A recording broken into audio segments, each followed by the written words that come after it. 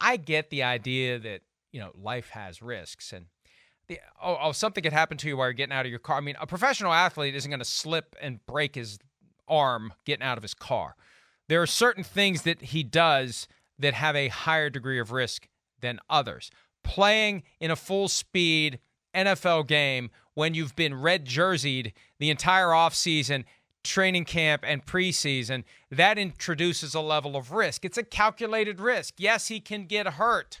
It's a calculated risk. The idea that, anything can happen anywhere, that's really a false equivalence because it's not like as you get out of your car, there's a chance someone is going to tackle you. Yeah. On the football field is where someone is trying to tackle you. Yeah, I mean, there's risk. There's risk. But, also it's calculated risk here, and you're trying to, take a little risk to get reward. And that's the big thing, I think, more than anything. Again, like he made we're seeing starting quarterbacks play across the league and do that.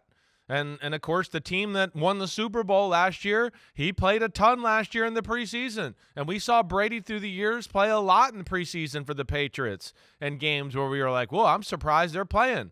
So, again, there's something to getting used to that mess and having a feel for it to where, you're better off during the regular season. And one of the things you learn when you watch Hard Knocks later today, right?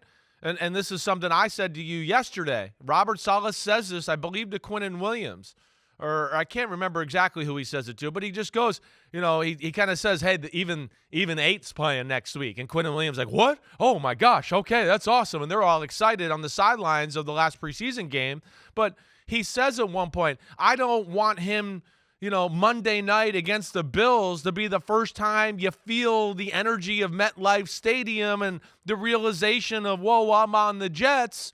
You have a few moments of letting your mind slip or being caught up in the moment. Damn, Josh Allen and company are going to be up 14-0. And you're going to go, whoa, oh crap, wait, I'm just getting used to my new team here. So that's where I do think it's beneficial. Even for as great a player as Aaron Rodgers is, I think this will do him and the offense a lot of good.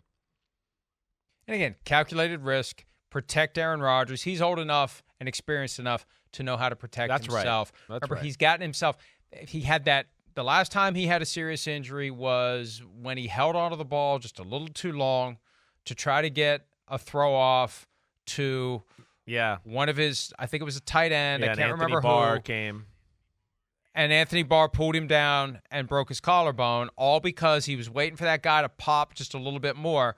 You just can't play that game tonight. You can't play that game ever if you want to stay healthy, but he's at the point where I think he understands what he needs to do to keep himself on the field, to avoid a kind of a fluke thing, and it's part of what they need to do. They can't screw around week one. They need that week one game against the Bills.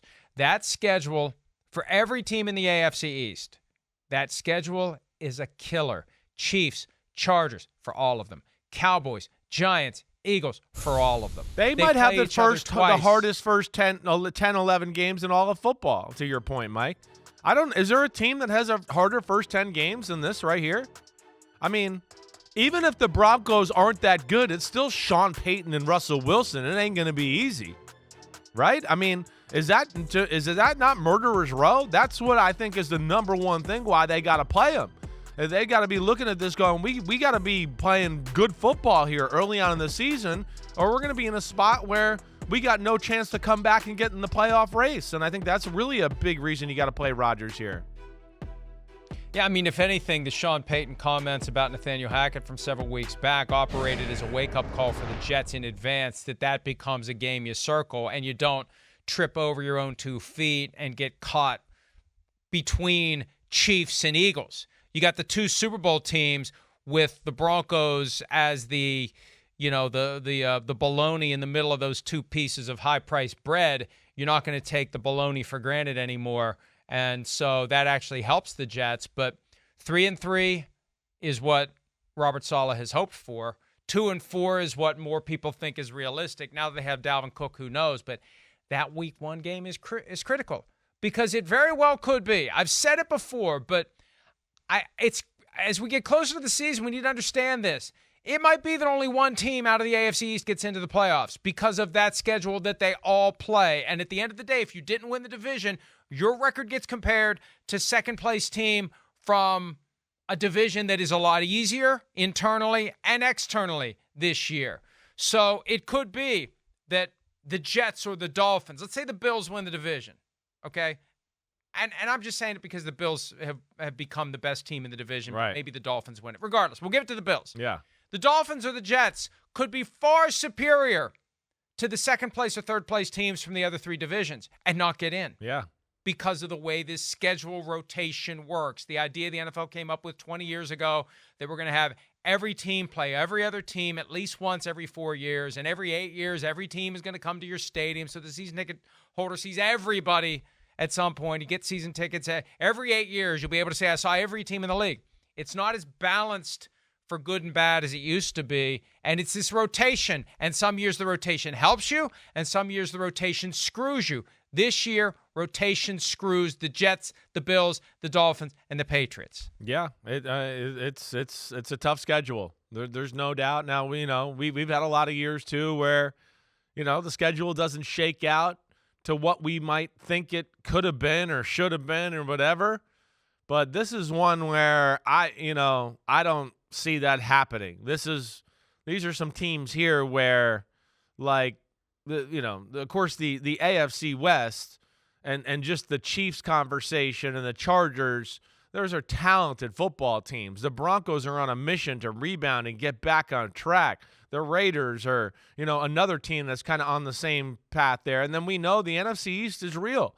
I mean, when you're sitting there talking about Washington is the so-called fourth best team in the division, and they got that D-line and those receivers we talked about yesterday and the running backs and everything there, yeah, it's going to be tough sledding. And I think that's, ultimately what we're talking about here and why there's a little urgency, as far as getting Rodgers out there, getting this team together, getting a feel for what his new O-line might be. That's something, too, here, because, again, they're still trying to figure out who their perfect five is. That's the biggest question on the football team right now. You hear Robert Saleh mention it a lot. The offensive line did not match the intensity of the defense early on in training camp. There's still questions there. And, I think that's part of why you get Rodgers out there too, just to get a little feel for this O-line and see if they can't solidify their offense altogether. Here's Rodgers talking yesterday about something he hasn't done since 2018, and that is suit up and actually play in a preseason game. Yeah, there's always that risk reward. I think over the years, it just hasn't made sense based on a number of different factors. But I used to enjoy playing the preseason back in my younger years, just to kind of maybe take that first hit or feel the kind of the nerves in the first drive. So I look forward to being out there. It was not much of a conversation with Robert. I think he was a little more nervous. I might have said no, but I was already leaning towards asking him to play. So it was an easy conversation, and I'm not sure how long it's going to be, but it'll be good to be out there with the guys. And obviously there's been some shuffling around, some of our front back end today at practice. It kind of looked the way things were trending the past week or so. So it'd be nice to be out there with those five. That's going to be the key. Can they keep the defenses away from Aaron Rodgers? Does Aaron Rodgers have to kick it into overdrive and maybe strain a calf muscle along the way? We talked about this in the offseason when he injured his calf pulling the sled or whatever it was they were doing at offseason workouts. He still has the explosion. He still has the twitchiness. He still can hit a fairly high speed for an older dude, but he's still an older dude. And those soft tissue injuries can happen. So even if he doesn't get hit, just the idea that he feels the walls closing in and he has to accelerate, that could be the thing that makes the calf go. So he needs that blocking to be reliable. He needs it to buy time. He needs to get rid of the football. And he's still, even though everything's been great, and he will tell you time and again how great it is, this is a new team. It's a new day. It's all new.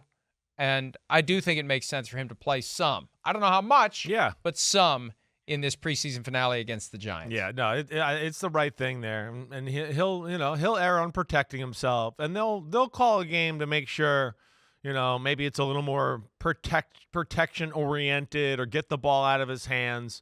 They'll do everything they can, at least that they can control, to try to help it out. But I think that it is what it is, and they need to be ready to go. Rodgers, when you talk about he hasn't played preseason game, or he said since 2018.